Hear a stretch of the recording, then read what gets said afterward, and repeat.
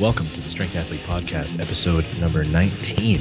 I'm very excited about this particular episode as we have finally managed to get the stars aligned and gotten Dr. Professor Michael Zourdos to join us on the podcast. Say what's up, Mike. What's up, guys? Appreciate the time. We're also joined by Eric Bodhorn and Bryce Lewis. Hello.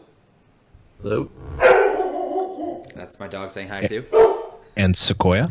And the subject for today's podcast is actually going to be overreaching, specifically in powerlifting training.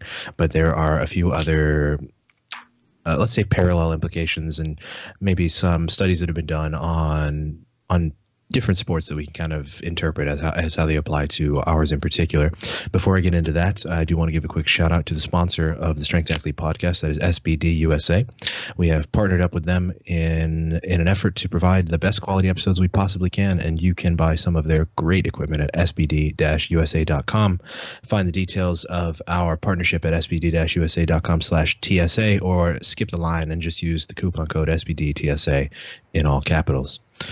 And secondarily to that, if you are enjoying our show, please do make it a point to go into the iTunes store. That can be on your computer or very easily on your cell phone if you use an iPhone, and leave us a 5-star review. That does help us to be seen more, which helps us to make more episodes, as it does make us more attractive to beautiful people like SBD USA. Moving on from that, let's talk about overreaching. So, Mike, I think you're probably the best person to give this definition, as it's such a convoluted subject. So if you were to explain in a training context, specifically in a powerlifting training context, how can we define overreaching in a broad sense? I think it's a really good question. I do think there's a lot of misconception around this. So in a training context, a very practical definition I would say is a short-term training program where you're increasing volume and or intensity without causing long-term detriments to performance. So essentially, you're taking 3-4 weeks at a time, increasing one or both of those training variables, and you're doing so in a way in which you can recover from and improve your performance after a week or so of cessation. So that would be my short definition of overreaching. Mike, let me stop you there. Does that mean that during that period of time, performance actually goes down? I think that performance may go down. That's certainly not a prerequisite for it to be considered overreaching, but it may go down. So let's give kind of a practical example and explain this a little bit. So if you're, let's say, 8 weeks out from a meet, and you're going to take weeks 8, 7, and 6 and start to overreach. And I know that's a little bit against the grain, because we're going to say volume is actually going to go up here. And over a macro cycle, we all know that volume gradually decreases. But let's just say we're going to overreach and we spike volume a little bit. And later on in the podcast, I'm sure we'll get to why we're using weeks 8, 7, and 6, and then we're not overreaching after that or close to competition. So if we do that, now let's say we increase volume by about 25% during this.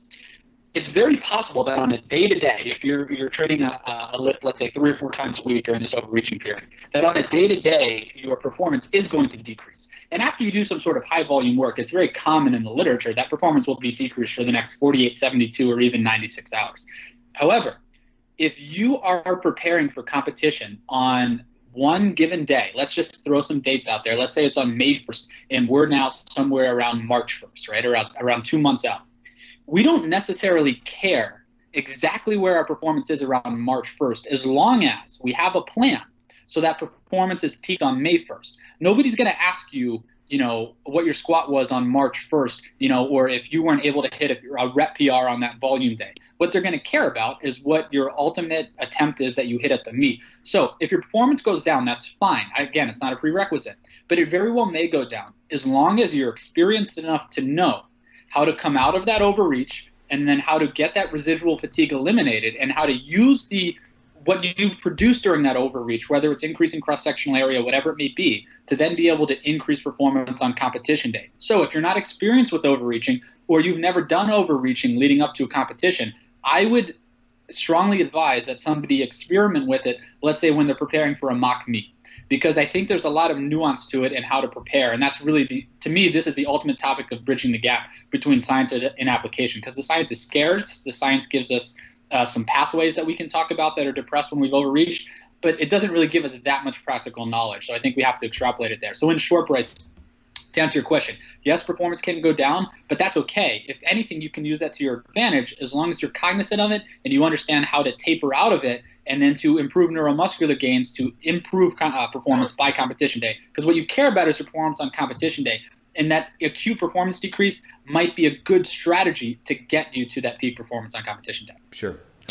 So, Mike, you sound like you might be overreaching a little bit with the caffeine intake this morning. Well, one, it's about 12:20 where I am, but this is about 5 o'clock at night for me. I wake up pretty early, about 4 a.m. every day, and every day at about 4, I have 480 milligrams of caffeine, and I'm under 80 kilos, so that's over 6 milligrams per kilogram for me.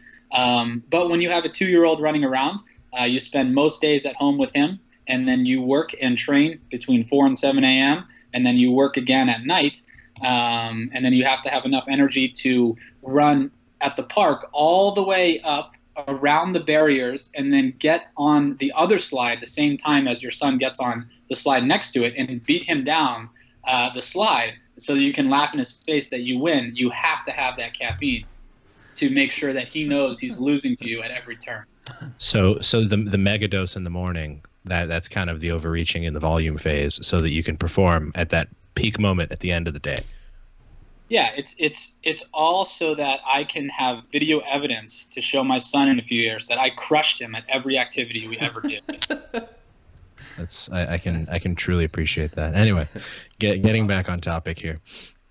So more or less, if I'm understanding you correctly, Mike, it's a short term period where you're pushing work beyond, let's say, what you can necessarily at least easily recover from in the short term, and some small degree of performance degradation during that period is not necessarily negative, but it's also not necessarily desirable. And the long-term effect is ultimately you're getting a slightly enhanced training effect from whatever you're aiming for in that block, which you can play with it in an intensity block. It becomes a little more risky with the tapering, but also in the volume block. You mentioned cross-sectional area in particular, since that's kind of what we're aiming at in that time frame. Yeah, I agree. And just to clarify one thing, it's to get an increase in performance long term. But real quick, let's define long term. We're talking about later on in that training block, or 8 weeks from then, or so forth. I'm not convinced that overreaching in the short term really matters 10 years from now, right? So I think that if we have two people when they go through the same training program, and one overreaches now, and they have a competition 8 weeks from now, it might benefit that person more at the competition. But I also think they'd probably see a larger decline in their strength after the competition than the person that didn't overreach. So if you're not competing, and I know most of us are, or if you're not going to compete for a while and you're just interested in, hey, over the next 3 years I want to increase strength, I don't really see a benefit to doing it unless you enjoy it, in that short term. Because I think long term, in terms of the training block, 8 weeks, we can call that long term. And yes, I think you'll come out of the other side of that with enhanced strength if you're overreaching. But long term, in terms of years, I don't think it's a strategy that is all that important to get from point A to point B 3 years from now. Sure. I think that falls into the category of the perpetual misery athlete that we all have seen on social media, who's like, oh man, great session today, I felt like shit. And it's like day after day after day, they always feel terrible, always in heaps of fatigue, can't wait for the taper sort of thing. And right. Which is just such a commonality among people now. Wait for the taper. It's to the point where it's kind of a team joke for us, where if anybody's feeling bad, just wait for the taper. But it's interesting, you say it's kind of a short-term solution, and this is somewhere where both Eric and I have experienced, and I had him, or I kind of gave him some direction toward running a daily maxing protocol for his bench press, similar to what I did previously. And it's, long-term, my bench max, it was relatively unaffected by that short-term bout of pushing beyond my normal limits. And I think the same, would you say it was probably the same for you, Eric, where you have returned to baseline max now, but the short-term performance boost is very tangible, and it's not some small marginal percentage. It's like you're talking about like 5 to 10%. It's huge. Yeah. That's what I was going to say, probably 5% increase at least, and then pretty much right back to baseline afterwards.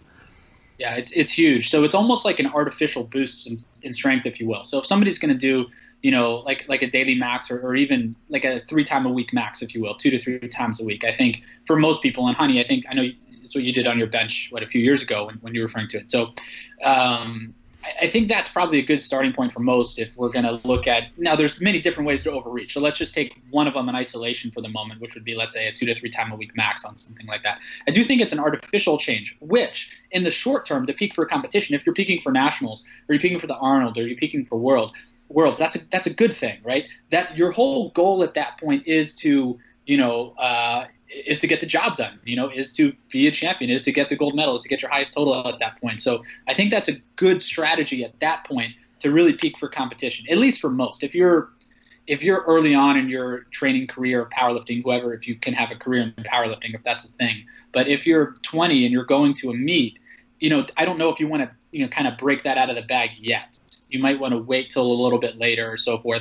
If you're doing 3 or 4 meets a year, I don't think you can truly peak 4 times. I don't think you want to use that all the time. I think you want to use it for your most important one. But if you're someone like Bryce, who is, at the highest level of the sport and he's got his biggest competition, I think it's more than okay and advisable if that person, when they're going to worlds or going to nationals and they know they're going to be in a fight in their weight class, if they do artificially peak their strength at that point, understanding, hey, I have 6 months after this to get things back. I know afterwards I'm going to crash. My strength is going to go down a little bit, but that's fine. Your goal is to win that day. So then you can come back from it. If you're saying, hey, I want to put a sweet video on the internet a month from now, so I'm going to, artificially peak my strength for that. And then you have a meet 2 months after that. That's a strategy to lose. Hani, you raise your hand, but this is why you just do what I do. Don't have an Instagram, and then you don't ever fall into that trap. Then it doesn't matter. So I think you guys get the gist of what I'm saying. So I think there's a time and place for everything. And it also depends on, when you're going to a meet, how many meets you're doing a year, the caliber of lifter that you are. Even for myself as an intermediate lifter, maybe, I don't think in the next time I compete, I would do that to get back to competition. I think I would wait a few years until it really mattered for me to really break that out and use that strategy. I've got a few things for you, Mike. I wanted to start off and see if we can relate this to some concepts that people may or may not have heard, and just kind of get a common language going. The fitness fatigue model, kind of defining what fitness is and what fatigue is, and then super compensation. So the idea that performance increases. So can you just define those for the people? So in terms of fitness fatigue, I'll be honest, I'm not exactly sure if there's a definition that you have somewhere that you're looking for in that. But in terms of a general thoughts that I would have on let's say fitness fatigue model, I don't know if I can give you an operational definition of that, because I think if we can confine it to just, let's say, kind of powerlifting or kind of strength athletes or strength sport individuals, I guess my look at that, I would look at it in 2 different ways. It would be, one, what's the fatigue over the course of a training block? What's that kind of time course of fatigue, if you will? So how much has somebody recovered after 3-4 weeks or so? Are they constantly worn down? And then the other way I would look at it is session to session fatigue. And this is a thing that, at least over the past year, I've really been trying to harp on a lot for individuals, is when you're designing a mesocycle is, you have to start at the broadest point. Let's say, what's your overarching periodization strategy? What is your number of sets and volume you're trying to get per week? What are the number of days of frequency you're trying to get per week? And then you plan each session from there, meaning you get your overarching structures and then your day-to-day programming goes in from there. So meaning session to session fatigue, to get back to that. If you're doing too much volume or too much intensity or too much work, where you have either just muscular fatigue and you're tired and you're sore, or neuromuscular fatigue and you can't perform the next session, well, then that's a fitness model of fatigue in the short term as well. So are you overall doing too much work in the block? And are you overall doing just too much work in one day? If your goal is to get a frequency of 3 times a week and this much sets and this much volume and this much average intensity, but after Monday you go in on Wednesday and you can't move, well, you've defeated your purpose. And even in an overreaching block, you need to have some sort of recovery to be able to perform that next session. So I think the fitness model fatigue, I guess, to give you 2 sentences of definition is, 1, diminished performance at the end of the block, and then 2, diminished performance from session to session. You want to try to avoid both of those. And then, Bryce, I apologize. The second part of your question, you asked me to define something else, and I can't remember. Super compensation. Supercompensation. So that's getting back to what we joked about a few minutes ago about a taper, right? So you overreach or you go through a training block, your performance is maybe decreased immediately. So I'm going to make some air figures here. Is there video on this or just audio? We've got video. Sweet. Okay. So so now that man, can I go to my garage and pump up real quick then? I didn't know. Or my living room if I was Eric. So in terms of supercompensation, right? So if you have your acute level of performance, right, and this is kind of your baseline. Well, after you overload or you train a few times, your performance level during a training block might actually decline. And then you taper, and the point of that is to get your performance to increase above where it was before. Remember, it was here to start, so now we've had that supercompensation. So that's after rest and recovery, and the mechanisms of supercompensation are tapering. There's been so many proposed mechanisms. I don't know if I agree with all of them, but possible increase in cross-sectional area, possible shift of fibers back towards type 2X. Certainly repairing of muscle damage means decreasing of creatine kinase and things like that. Replenishing, ATP PCR system function. All of those things are supposed to recover after taper. So supercompensation is short-term recovery after an acute performance decline. Sweet. Thank you. And I think that's. I wanted to go back to that. Oh. You go first, Eric. Sorry. I'll go after. I wanted to go back to that 8-week out example, where we're looking at a mesocycle of overreaching, where you may be increasing volume by 25% of what you've done previously. What are some of the programming considerations that you might look at for somebody who has a drop-off in performance in that versus somebody who stays about the same or even adapts to it and gets better? So there's a few ways to look at this, and I'm glad we're talking about this because I think it's a cool topic that's not used well a lot. So if we take kind of different responses to that, I guess the first thing to do is to look at how we might implement this. So let's say we're 8 weeks out or so, as Eric alluded to our previous example, and we decide to use this. So the easiest way to do this, or at least in my mind, the easiest way to do this, is to do it via an increased frequency. Now, when you're doing it via an increased frequency, that actually means you're probably slightly decreasing volume on each individual day or keeping volume the same, thus you're having a total volume increase. So let's say you're training a lift on Monday, Wednesday, Friday. Now all of a sudden you want to go to 4 times a week. So let's say you're doing 4 sets of squats Monday, 5 sets of squats Wednesday, and then 5 more sets of squats on Friday.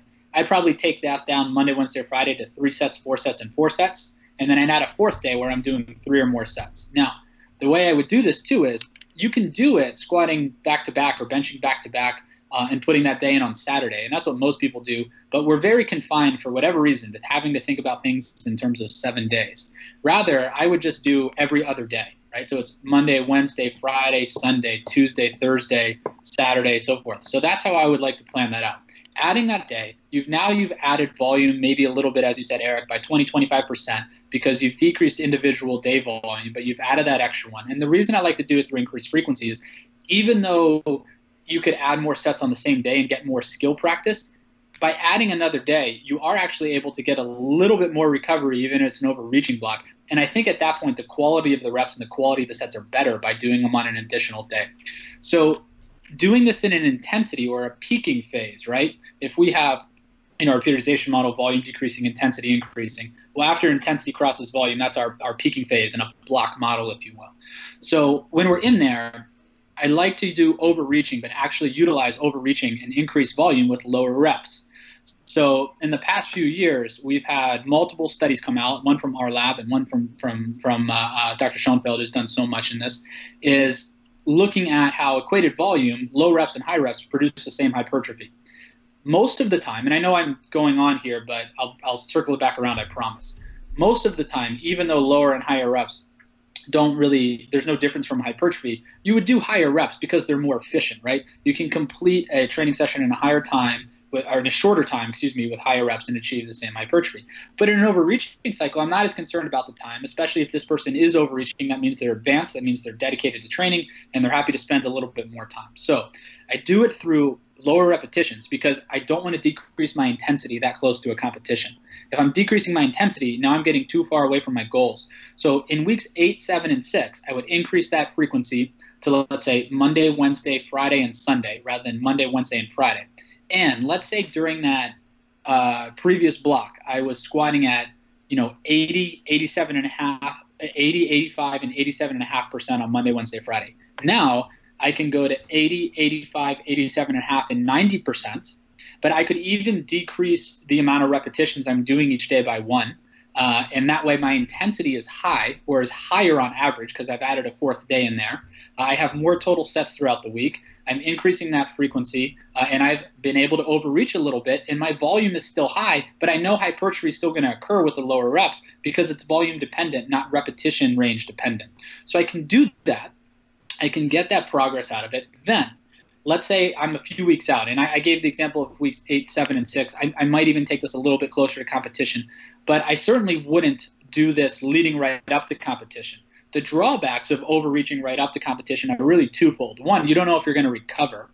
And two, if you're doing that going into competition, you have no practice at high load. So not only have you not increased neuromuscular efficiency at that point, but you have no idea where your attempts are going to be, right? So you can't really practice or plan.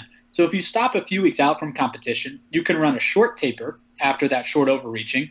Then once you run a short taper, now initially what I would do is take a couple days of high intensity singles during the week, 7, 8, 9 RP, not absolute maxes, but close to that. Initially, your strength isn't going to be amazing, right, when you come out of that overreach, but it's part of the process. After a week or two of doing that, you should see a pretty good spike in the neuromuscular adaptations like we talked about when you guys were max benching 2-3 times a week. But I think it'll be even better because you've increased cross-sectional area during the overreach. So anyways, in a peaking phase of a periodization cycle, maybe 2 mesocycles out from competition, overreach in the short term, you can accomplish that by increasing frequency 1 day, keep your intensity high, or by adding a day, you can have your intensity a little bit higher actually, but you're still going to get cross-sectional area changes because the low reps we know contribute to hypertrophy. It's volume dependent, but you don't want to increase reps because you don't want to drop your intensity.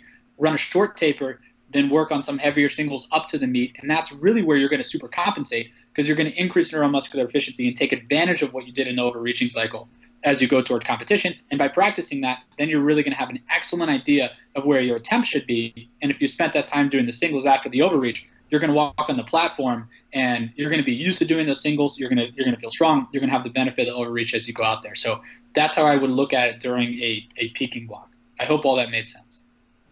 So there's an interesting note to be taken from all this, and let's just say we're 25, 30 minutes into this, and at this point we have not included a conversation about overreaching right up to the meet, and I really like that, and the reason being that not that it wouldn't work, right? There's a program you could probably define where you would probably maybe, I won't say probably, I'll say maybe, get your super compensatory effect on the day of the meet and you finished your overreaching protocol, let's say 7 days out. But it's a serious roll of the dice. That is possibly the most difficult style of peak to nail, is knowing exactly when someone's going to recover from their overreaching, because everybody is so different on that. Some people take weeks, some people take days, some people take 1 day. Largely related to how you were training, right? If you're training in super high intensity 7 days a week, 2 days of low intensity, and you're probably going to feel, well, you might feel great, you might not. That's exactly what I'm getting at. It's everybody is so drastically different, and that's kind of one of the difficulties of overreaching. And Mike, I really appreciate the sample that you're giving here, because utilizing it even 8, 7, or 6 weeks out from, let's say, your most important competition of the year. So let's say Bryce goes and has a conversation with Eric Helms and says, I got Worlds coming up in this volume block. I want to overreach a little bit. I want to push a little more so we can kind of draw on a little bit more muscle as we get into that, peaking phase for the competition. Even if things went a little bit awry, worst case scenario, you reduce the demand of your intensity block a little bit, and you can come out of that and still be fine. And so in the model of using it more so for your, let's say, further away from competition training, I think is wise, just based on how I've observed it happening before in myself and others. It's, and there's a lot of conversations going on. I know, Eric, you've probably been talking with Chance a little bit lately about the whole idea of training slightly over recovered versus slightly under recovered, not training, performing. And so it's definitely interesting to think about this from a more conservative standpoint. And all of this to say, it's just a new thought for me applying it in this manner, and I kind of appreciate the difference to it. It's more my style since it's a little bit more ebbing on the side of conservatism. Yeah, I'm sorry. Go ahead. Mike, I wanted to ask you. It was kind of my impression that overreaching and kind of tapering are relatively short time frame things, and yet we're talking about at least 6 weeks before you actually plan to be strong. How long can you expect effects of this to last? And is there anything in the literature about that? It's really hard to say. This is one area where I truly believe that the literature is lacking. And actually, and again, I don't want to go on too many tangents. I will circle back in just a minute here. But I think we always need to be really cautious when interpreting the scientific literature in this field. The biggest thing that I can say, and I've really become more cautious in myself about relying solely on science to plan training, is that all science gives us in applied physiology is concepts. That's all it's doing. It's telling us that, okay, conceptually, program A is going to be better than program B, but that's it. That's it. Or it's saying in general, if you're training more frequently than once a week, that's better than just doing it once a week. But remember, what is that study doing? It's also only 6 weeks long. It's also only a certain time of individuals. So it's not wrong information. It's good information, but it's a concept. And then we have to take that concept and we have to apply it across the board, and we have to learn from practical experience what's going to work within it, what's not going to work within it. The concept isn't wrong, but we can apply it incorrectly a lot. Sure. So anyways, I think, Bryce, your question is excellent because it opens up that discussion too. But in terms of overreaching, there's not a ton. So I know, Hani, I sent you a few papers, a week or two ago, and we looked at some of those. And in the short term, this overreaching protocol in the literature is really only about 1, 2, maybe 3 weeks long. But the problem is that it's not really practical overreaching. It's overreaching to elicit a response, right? It's done purposefully to crush people. It's done purposely to show that when you overreach, these pathways decrease, right? Mitogen activated. Mike, let me interrupt you for 1 sec, just so we can illustrate to people specifically what this protocol was. They just so you guys can appreciate what he's getting at. When he says they were trying to crush people, Bryce, did you say it was 10 singles at 100% every day for 2 weeks? Yeah, I think 14 days straight. Yeah. 14 days straight of 10 singles at 100% of your max. So that's like a nightmare for me. I mean, I can't even. Yeah. I don't even want to do one single at 100% of my max, let alone 14 or let alone 10, 140 in 2 weeks. I don't want to do that at all. I can't imagine how many people missed and how often they missed. I think the other group was actually worse, though. They had to do 5 sets of 10 at 70% twice a day. Yeah. Yeah, right. I mean, it's almost as nightmarish as Aaron Rodgers being out for the season. But I couldn't help it. Oh, my heart. Sorry, Mike. I didn't mean to interrupt you. You don't need to throw that at me. I couldn't help myself on that one. But yeah, like so if you're listening, watching out there, I hope and I'm sure you can understand, because you're thinking about your own training and you're probably having the same reaction that we all are, which is, Jesus, 10 sets of 1 at 100%, or 5 sets of 10, twice a day. That's absurd. But in research, that's why we said it gives us a concept. They're trying to say, hey, they're not saying, does this program overreach you? They're saying, we know this program is going to overreach you, right? So we want to see what happens mechanistically when it does. So that way we can say, mechanistically, when this happens, if you are overreached, you're going to have lower satellite cell activation, right? That means you're going to have less chance to recover. You're not going to have as great of a myogenic response. The pathways associated with protein synthesis are going to be downregulated. You're going to have proteins that are associated with systemic inflammation that are going to be elevated, meaning you have more apoptosis or cell death, all those sorts of things. Yeah. So they're trying to do that on purpose. We would never train like that in the practical sense. You can certainly overreach on far less than that. So I think the literature fails to really give us a guide of, 1, how long you can overreach for, and 2, what your dosage of volume is to overreach. So the best way, in my opinion, to be able to answer this question is that it has to be individualized, right? when there's so much talk about training volume, well, how should your training volume be, right? That's not a question that any of us can answer for another person, right? So you can only compare volume within yourself, right? So you're progressing, you stop progressing, you plateau for a long time. One of the things you can do is increase volume. Maybe you slightly increase, you start to progress again. That's fine. So whatever that dosage is, if you want to increase by 10, 15, 20% of that for a few weeks, you can do that. But think logically. Are we really going to be able to go for 6, 7, 8 weeks at a time with that 25% increase in volume? I don't think so. I think if you do, getting to one of Hani's words earlier, it's a huge roll of the dice to just make sure you're not going to get injured during that time. So if you want to have a longer, quote, overreach, maybe you could go 6 weeks as opposed to 3 weeks, but only increase volume by maybe 5 or 10%. Maybe you can do that. Maybe you can actually spread out the days a little bit more, spread out the frequency a little bit more across the week than you would otherwise. So there's all sorts of tips and tricks that you can use to apply this in different ways. And ultimately, we're going to have to experiment because data is there and it shows us what the mechanisms are when you do overreach. But remember, they're designed to do that. It's just like we talk about concurrent training, the interference of cardio with resistance training. Yes, cardio is going to interfere with your strength and hypertrophy gains. But remember, the studies that are showing this for the most part, they're not cycling twice a week for 30 minutes. They're having people run 6 days a week for an hour and a half. Well, of course that's going to do it. So they're designed to show you an effect. Mm-hmm. So I think you can go for longer than 3 to 4 weeks. But if you're going to go, just think logically. If you're going to overreach for 3 weeks with a 20% increase in volume, then if you want to overreach for 5 weeks, maybe do that with a 5 to 10% increase in volume. But what I would caution is that since we do need to experiment with this stuff, one, the volume that you can do is really just individual to you, and two, make sure you're not trying these things out for the first time right before a competition, or if you're somebody like Bryce that's a really good lifter, you're going to a local meet, you're not that concerned, it's just a practice meet, maybe that's a time you try something out because it's kind of inconsequential. If you're really hitting huge PRs, it's to really work stuff out as practice for your bigger competition. Mike, I wanted to ask you, you mentioned earlier that you would save this for intermediate or advanced lifters, and I'm wondering why. Is it just that you can only do this a certain amount of times, or is it just that this is a more advanced concept and you don't need it because you can already make good strength gains?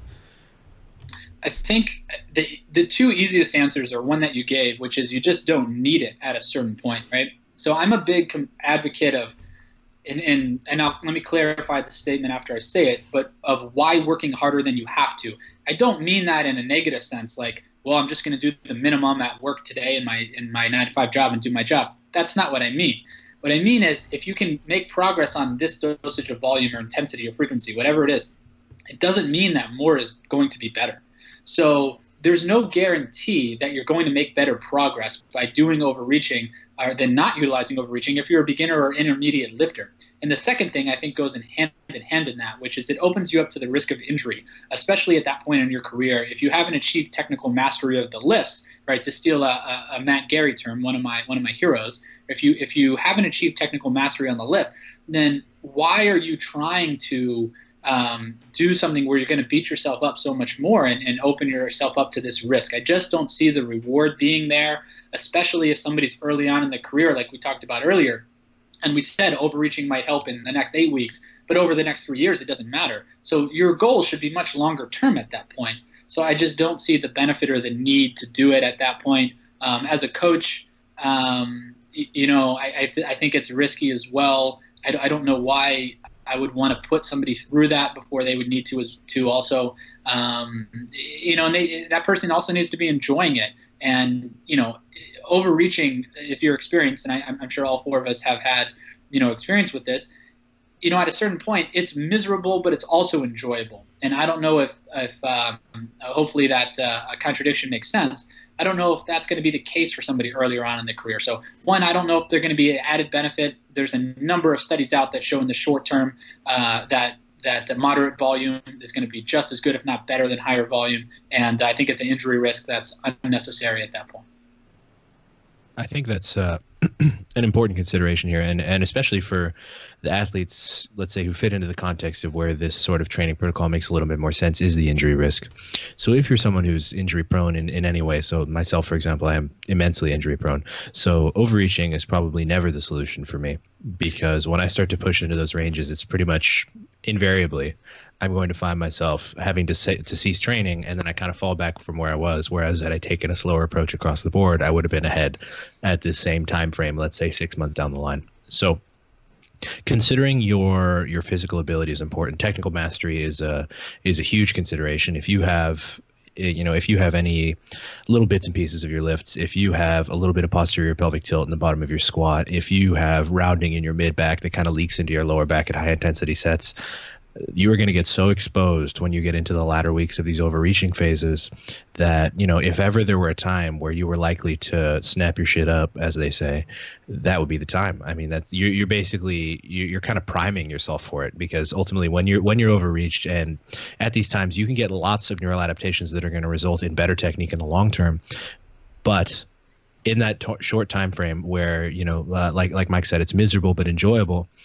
That's where you're going to experience your most severe technical breakdown. You're going to go through your hardest sets that you've ever done, and those days they can have the potential to make you better, but they also have the potential to make you substantially worse. So keeping context on how to use this is very, very important. And actually, I liked the comparison you made there with miserable but enjoyable, because some of the reading I was doing yesterday, it actually indicates that there's some emotional effects when you've overreached for too long. And so when it becomes miserable and not enjoyable, it's almost a sign that you've gone too far, and you kind of have to revisit. There's several different signs in terms of physical illness. So you could actually develop sickness. There's possibility for infection, which is kind of crazy to me. You train so hard that I think one of them said, oh shit, what's that? Hepatitis, and it was just a sporadic development of hepatitis by way of training. I mean, there are so, I mean, of course, these are when you're talking about protocols where people are doing 5 sets of 10 with 75%. I mean, a set of 10, I don't want to do 1 set of 10 with 75%, let alone 5 twice a day. And so obviously these are very extreme cases, but when you start to feel those little things, like instead of being fired up to go train, you're like, oh man, I got to go do that again. When you start to feel that way, that's a sign that you've kind of pushed a little bit too far. And I think it's important to pay attention to those. There's a lot of strategies you can take into tracking these kinds of variables to improve your ability to, let's say, be reactive to the needs of your body, as opposed to reactive's the right word. That's what I wanted. So if you think about what Hani just said real quick in the protocols that we had talked about, 5 sets of 10 at 75%. Well, 75% is about a 10 RM, right? So obviously, if they're completing all 10 reps in these studies, they're having to reduce the load. But the point is they're going to a 10 RPE on every set.